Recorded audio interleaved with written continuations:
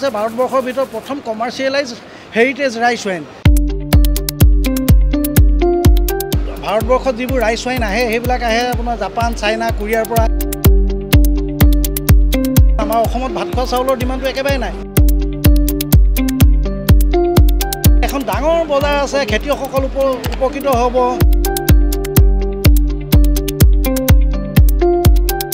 Look Lao, the heritage rice wine of Assam.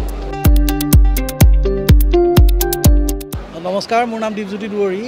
মই এইটো actually 2016 চনত যেতিয়া বিজেপি গভৰ্ণমেণ্টে প্ৰথমবাৰ কাৰণে গভৰ্ণমেণ্ট ফৰ্ম কৰিছিলে, তেতিয়া আমাৰ বৰ্তমানৰ মুখ্যমন্ত্ৰী ডক্টৰ হিমন্ত বিশ্ব শৰ্মা ছাৰে এইটো লাইচেঞ্চ দিয়াৰ কথা কৈছিলে হেৰিটেজ লিকাৰ বনাবৰ কাৰণে। তাৰ পিছদিনাৰ পৰাই মই কাম কাজত হাত দিছিলোঁ আৰু মই 2021 চনত ফেক্টৰী ছেটআপ কৰি পিনে 22 চনতে মাৰ্কেটতে আহিছোঁ। এইটো কেনেধৰণে অকণ প্ৰস্তুত কৰা হয় বা অকণমান ইয়াৰ বিষয়ে জনাওকচোন। এইটো হ'ল আমাৰ আহোম সম্প্ৰদায়সকলৰ ট্ৰেডিশ্যনেল ড্ৰিংক। মই একদম কমপ্লিটলি ট্ৰেডিশ্যনেল ৱেতে এই বস্তুটো বনাই আছোঁ। মই বৰা চাউলখিনি চেৱা দিওঁ, চেৱা দিয়াৰ পিছত আমাৰ যিটো মেডিচিনেল হাৰ্বছ থাকে সেইখিনি মিলাই পিনে 15 দিনৰ কাৰণে ফাৰ্মেণ্টেশ্যন টেংকত আমি এৰি দিওঁ। তাৰপিছত প্ৰচেছ কৰাৰ পিছত আমি 17-18 দিনৰ ভিতৰত আমি বটলিং কৰোঁ। এতিয়া এইটো এলকহলৰ পৰিমাণ বা স্বাস্থ্যৰ কাৰণে কিবা ক্ষতিকৰ কিবা কি? ইয়াত এলকহলৰ পৰিমাণটো আছে যদিও ইয়াত আমি যিখিনি মেডিচিনেল হাৰ্বছ ইউজ কৰিছোঁ সেইখিনিয়ে তাক বেলেঞ্চ কৰি ৰাখে। আৰু যিকোনো কালচাৰৰ যেতিয়া ট্ৰেডিশ্যনেল ড্ৰিংক হয় সি বেচিকেলি সি হাৰ্মফুল নহয়, সি আমাৰ স্বাস্থ্যবৰ্ধক হয়। সেইকাৰণে মানুহবিলাকে ট্ৰেডিশ্যনেলি সেই বস্তুটো এডপ্ট কৰি ৰাখি আছে। এতিয়া আপুনি যেতিয়া মুখ্যমন্ত্ৰীক লগ ধৰিছিলে তেতিয়া আপোনাক তেওঁ কি কৈছিলে অকণমান ক'ব? মুখ্যমন্ত্ৰী মহোদয় মই এই ক্ষেত্ৰত মানে ধন্যবাদেৰে মই শেষ কৰিব নোৱাৰোঁ, কাৰণ তেখেতে মোক যথেষ্ট উৎসাহ দিছে আৰু তেখেতে মোক এই কামখিনি কৰিবলৈ ভালকৈ কৰি যাবলৈ কৈছে। তেখেতে সহায় সহযোগিতা সম্পূৰ্ণভাৱে দিম বুলি কৈছে আৰু মোক কৰিও আছে বাৰু, মই নাই কৰা বুলি নকওঁ। তেখেতক মই ধন্যবাদ জ্ঞাপন কৰিছোঁ। লোক লাও কিয় পৃথক? লোক লাও এইকাৰণে পৃথক যে ভাৰতবৰ্ষৰ নৰ্থ ইষ্টৰ বাদে বাকীবিলাক ৰাজ্যত চাউলৰ পৰা ৱাইন বনোৱা কালচাৰটো নাই। আমি এই বস্তুটো ঘৰে ঘৰে বনাই পিনে খাই আছোঁ, কিন্তু কমাৰ্চিয়েলাইজ কোনেও কৰা নাই। লোক লাও হৈছে ভাৰতবৰ্ষৰ ভিতৰত প্ৰথম কমাৰ্চিয়েলাইজ হেৰিটেজ ৰাইচ ওৱাইন, যিটো কমাৰ্চিয়েলি এভেইলেবল।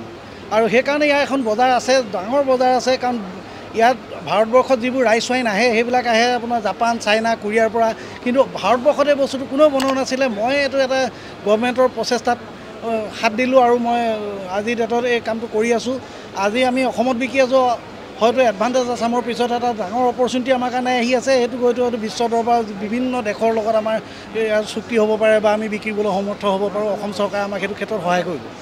এতিয়া আপুনি কেনেধৰণে কি পৰ্যায়ত আগবাঢ়ি গৈছে? দিনটো আপুনি কিমানখিনি প্ৰডাকশ্যন কৰে, আপোনাৰ চাহিদা কেনেকুৱা অকণমান কওকচোন। নহয়, বৰ্তমান মই 2000 বটল বনাব পৰা কেপাচিটি আছে যদিও মই পাৰ ডে মই 600-700 বটলে বনাওঁ, কাৰণ মাৰ্কেটত বস্তুটো ডিমাণ্ড আছে। কিন্তু আমি এটা ভাল মাৰ্কেটিং কৰি পিনে বস্তুটো উলিয়াই পঠিয়াব পৰা নাই বা পাব্লিচিটি এটা অভাৱ হৈছে। সেইটো কাৰণে আমি অকণমান পিছ পৰি আছোঁ।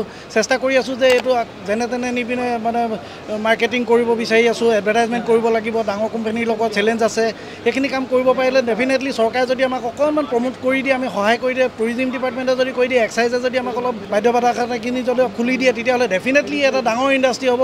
অদূৰ ভৱিষ্যতে 15-20 হাজাৰ মানুহ এই ইণ্ডাষ্ট্ৰীটোৰ লগত জড়িত হৈ থাকিব। খেতিয়কসকল উপকৃত হ'ব, কাৰণ আমাৰ অসমত ভাত খোৱা চাউলৰ ডিমাণ্ডটো একেবাৰে নাই।